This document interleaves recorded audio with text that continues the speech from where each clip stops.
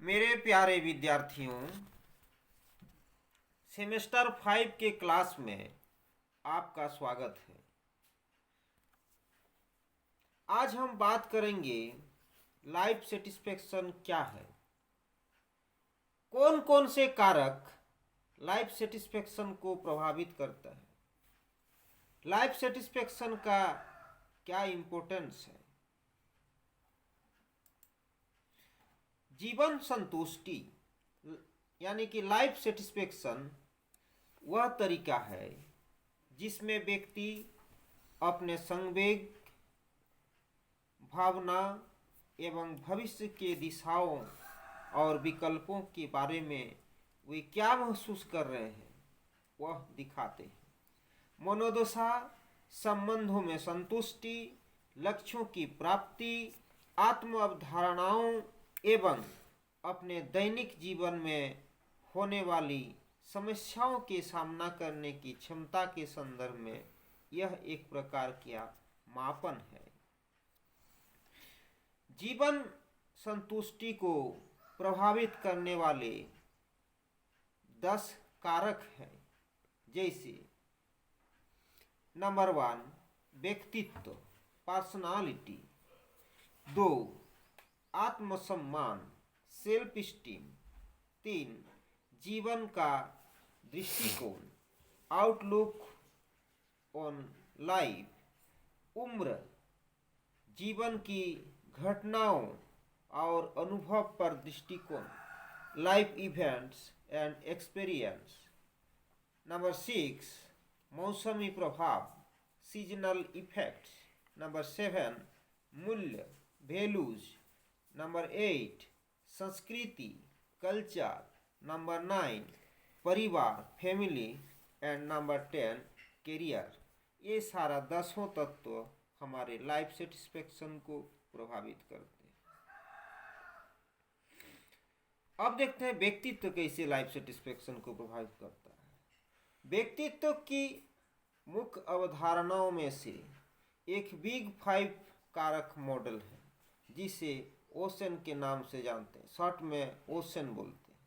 इसमें अनुभव के खुलापन यानी कि ओपननेस टू एक्सपीरियंस, फिर कर्तव्य निष्ठा, कॉन्साइंशियसनेस, बहिर्मुखता, एक्सट्रावर्जन, दयालुता, एग्रीएबलनेस एवं स्नायु विकृति, न्यूरोटिसिज्म के आयामों पर विचार करता है।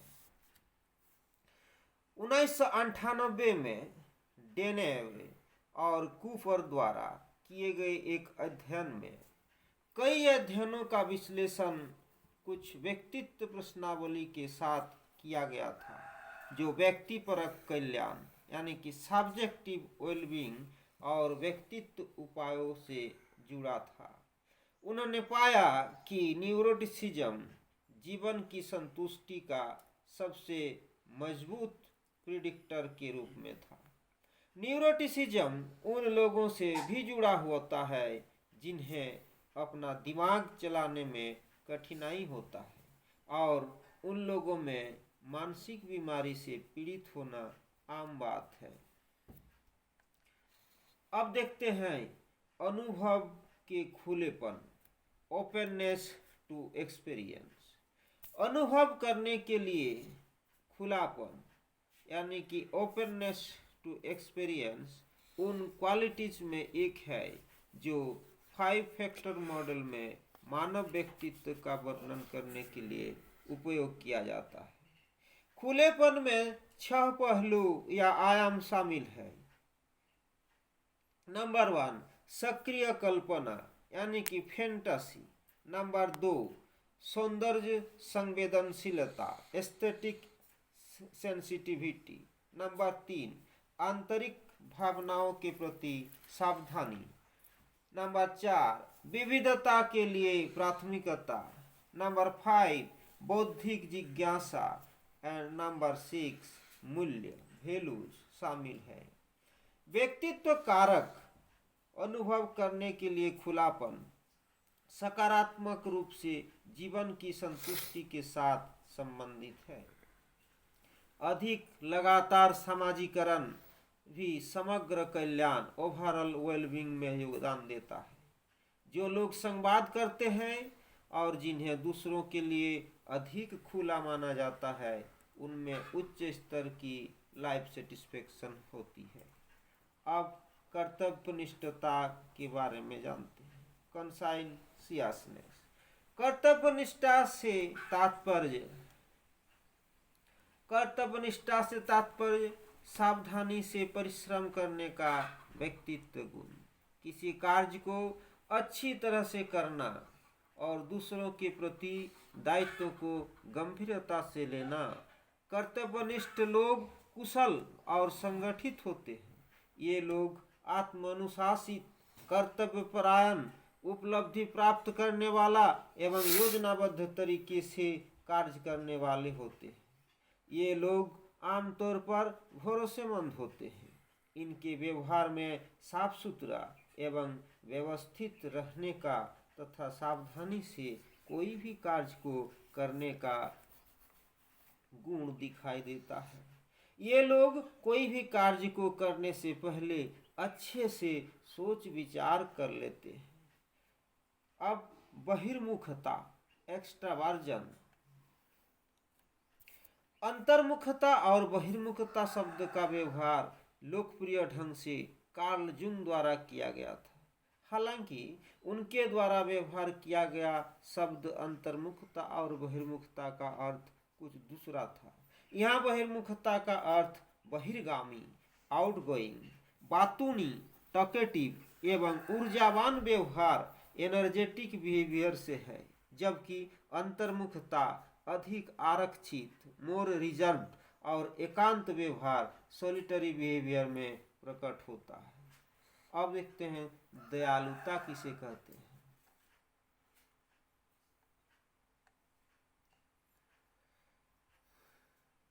एग्रीएबलनेस।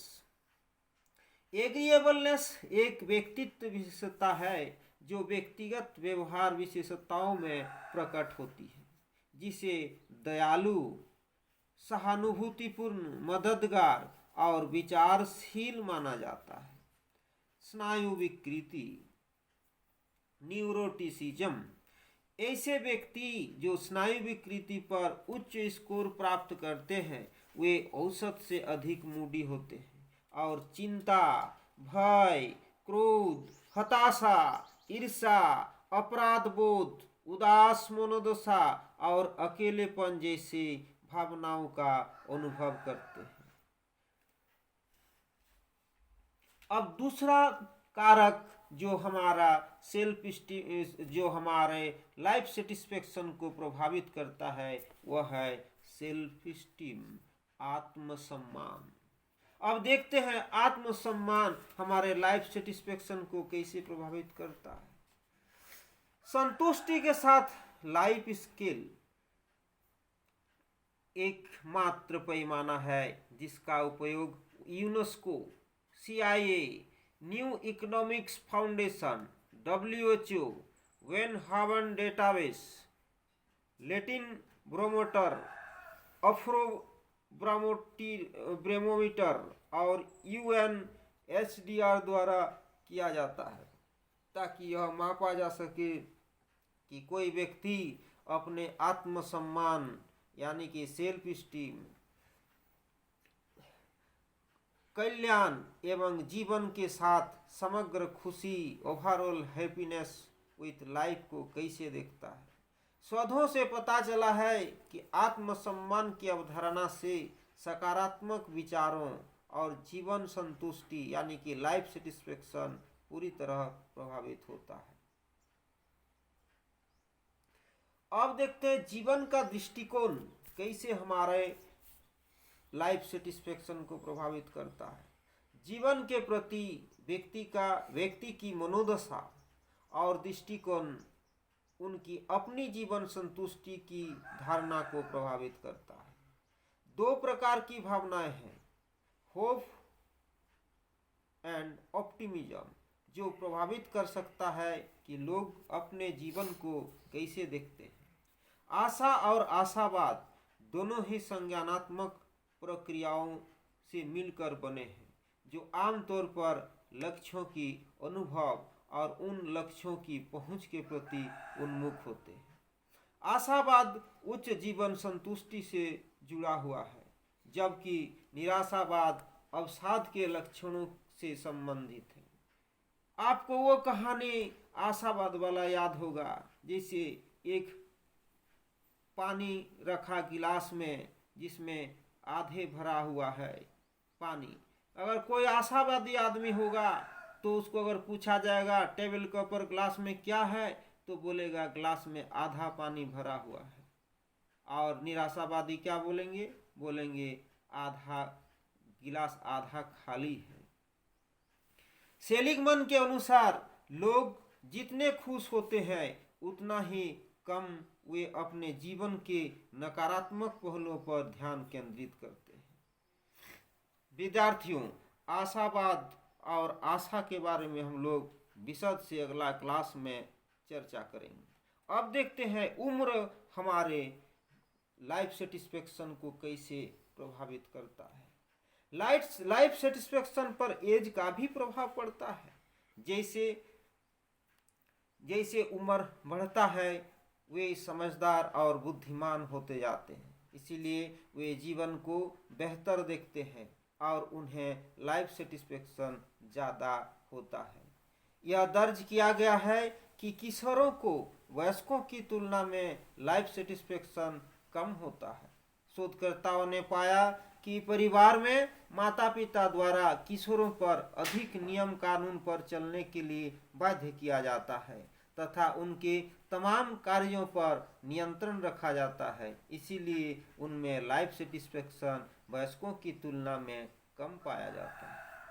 अब हम लोग देखते हैं जीवन की कुछ घटनाएं और अनुभव कैसे हमारे लाइफ सेटिस्फेक्शन को प्रभावित करता है। ऐसे कई कारक हैं जो हमारे लाइफ सेटिस्फेक्शन में योगदान करते हैं, जैसे ऐसे दुखदायी अनुभव, किसी प्रियजन का मृत्यु और लंबे समय तक चलने वाली पारिवारिक कलह जैसी घटनाएं लाइफ सेटिस्फेक्शन को प्रभावित कर देता है। अब देखते हैं मौसमी प्रभाव। मौसम का क्या प्रभाव पड़ता है हमारे लाइफ सेटिस्फेक्शन पर। मुख्य रूप से जाड़े के महीने में हमें अवसाद प्रभावित कर सकता है। इसे ही सीजनल एफेक्टिव डिसऑर्डर कहा जाता है।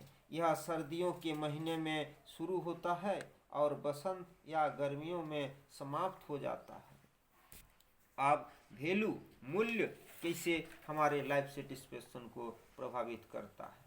समग्र जीवन की संतुष्टि, ओवरऑल लाइफ सेटिस्फेक्शन व्यक्ति के व्यक्तिगत मूल्यों पर निर्भर करता है।